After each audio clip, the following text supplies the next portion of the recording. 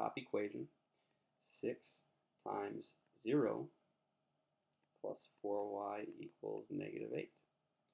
6 times 0 is nothing, which really at this point you could have just crossed off the 6 times 0 because it's 0 and there's no reason to, it doesn't affect our relationship with y in finding the answer. I could subtract 0 off here, but that doesn't really change anything. So really I get 4y equals negative 8. So then solving for our y, we see that it has to equal negative 2. So x is 0, y is negative 2. So let's try one where the opposites aren't cooked up. Oh, time to get up. Sorry, just a second. So number 7, here's our thought process.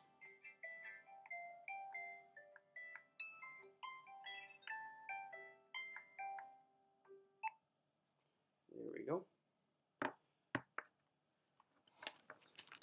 Number 7, we have a couple options here. So I could try to create opposite x's. The opposite of negative 5x is positive 5x. And there's no integer that I can multiply 2 by to get 5. We have to create opposites by multiplying. So what is the least common multiple of 5? Now I know it's a negative 5, but I'm just going to say positive 5 for right now. Least common multiple of 5 and 2. We'll list out the multiples of 2. 2, 4, 6, 8, 10. You keep on going. You don't really know how far to go. Now when I list out the multiples of 5, I'm going to stop as soon as I see a number that's on the list of 2's. 5, 10. Bam. The least common multiple of 5 and 2 is 10. It means that I'd have to multiply the top by 2 and the bottom by 5. That would give me a negative 10x on top and a positive 10x on the bottom. But I'd have to distribute those numbers through, or I'd have to multiply the bottom one, every term in this bottom equation by 5, every term in the top equation by 2, which is totally doable. And in a little bit we'll have to do that. What's easier here is if I look at the y's. I have a 15 and a 5. So I could think to myself, what's the least common multiple of 5 and 15? So here's the 5's. 5, 10, 15, 20. Here's the multiples of 15. 15. Bam. The least common multiple of 5 and 15 is 15. So I could create opposite 15s here. The opposite of 15 is negative 15. How do I get an opposite? Just multiply the top by 3. So in this case, if I take my time and realize that it's easier to create opposite y's, I don't need to multiply the bottom equation by anything. It's one less step. Actually, it's 3 less steps because I have to multiply by this number out in front 3 times. So this new top equation is negative 15x minus 15y equals negative 75. So I'll add that with the other equation, the bottom equation. So this is the new top equation, and this is the bottom equation. We need to add the top and the bottom. So we get negative 13x. The y's cancel, equals negative 104.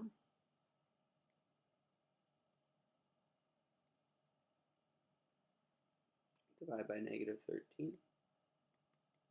We get x equals 8. So now that we've found what x is, go back and find what y is. I'm going to use the bottom equation here. So I have 2 times 8 plus 15y equals negative 29. Simplify. 2 times 8 is 16, and then copy the rest down. Undo addition.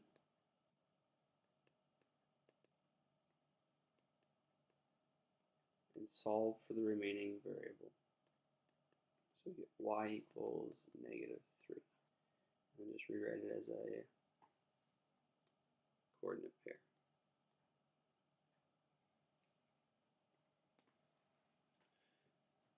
So here, I could find the least common multiple of 7 and 8 to cancel out the y's, and that's going to be 56.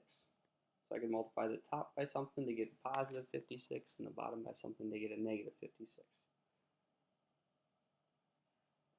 And that's a correct and legit way of eliminating the y's. But how could I eliminate the x's here? That's going to be quicker and easier.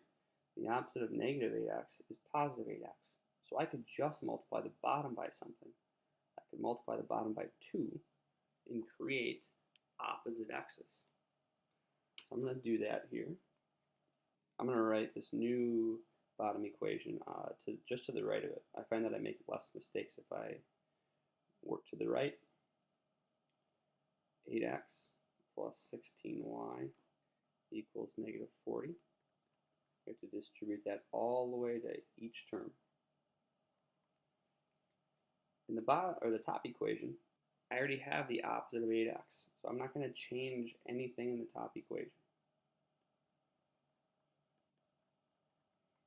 So now that we have opposites, we can add vertically or combine like terms. The x's are eliminated.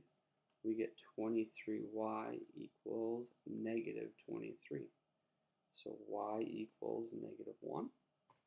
Go back and figure out what x is. I'm going to use the original bottom equation. So 4x plus 8 times negative 1 equals negative 20. Simplify and solve.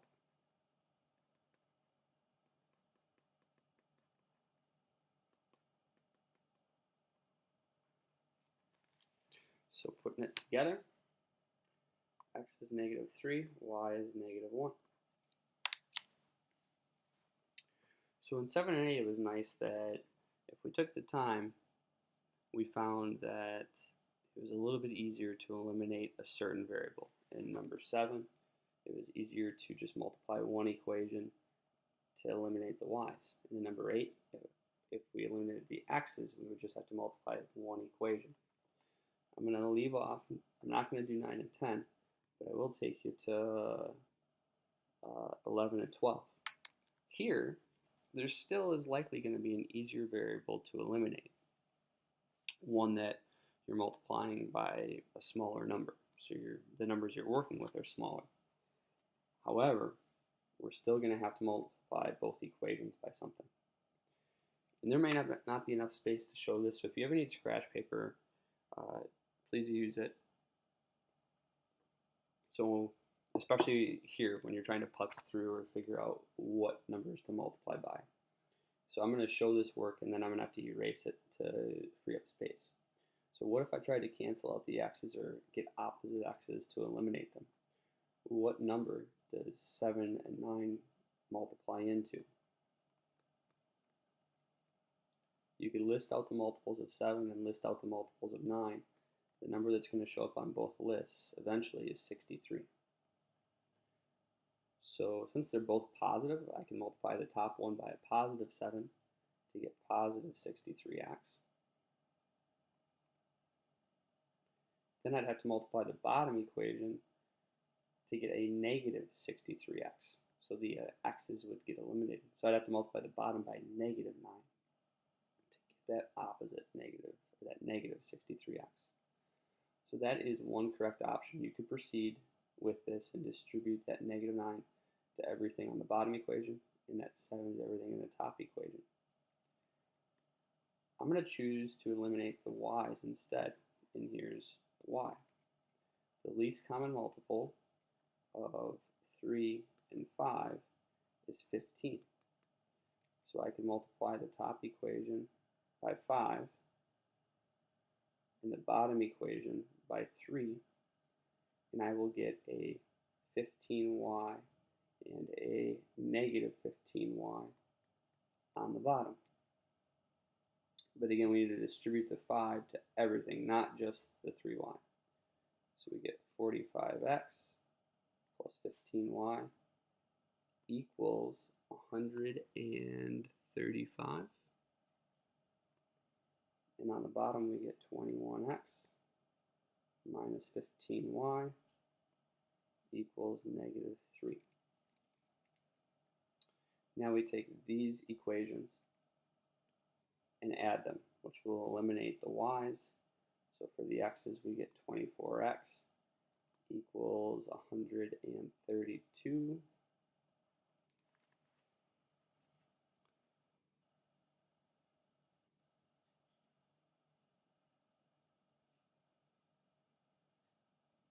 I think you'll get a decimal. I think here you get 5.5.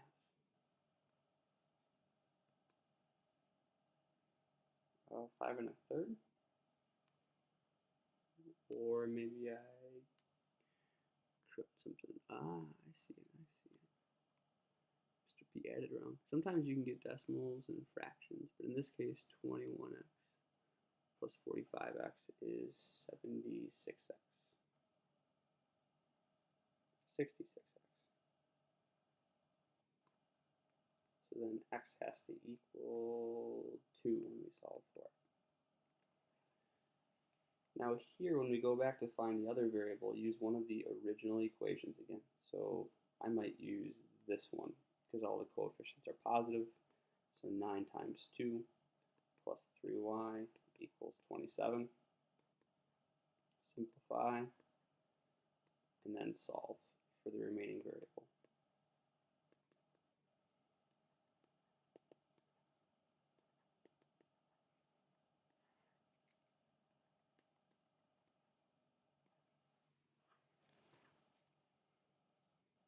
Last example, let's see what's the least common multiple of our coefficients of x, and I'll just use the positives of them. So the least common multiple of 4 and 6.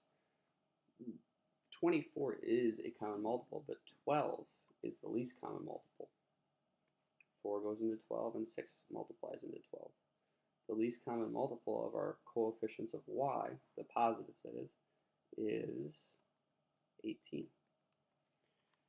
So you could choose to eliminate the x's or the y's here. There's not a drastic difference in the least common multiple. I'll use the smaller one here though, although actually, you know what? I'm going to go with the y's. Even though the least common multiple is a little bit bigger. What I like about this is one number is already positive and one number is already negative. So that means I'll be multiplying each one by a positive number. So I want to make this become a positive 18. I'll do that by multiplying by 2. So that will get me an 18y. On the bottom, I want this to be a negative 18y. Well, it's already a negative 6y, so I just need to multiply it by 3. This way I'm distributing a positive number to every single term. And it eliminates the chance of making a silly negative mistake.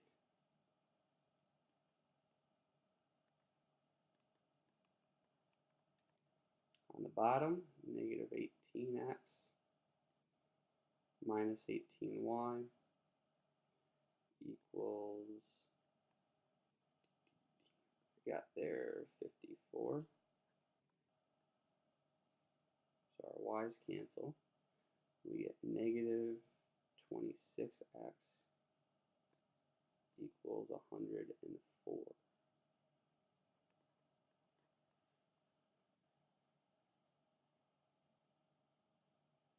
So we divide by negative 26.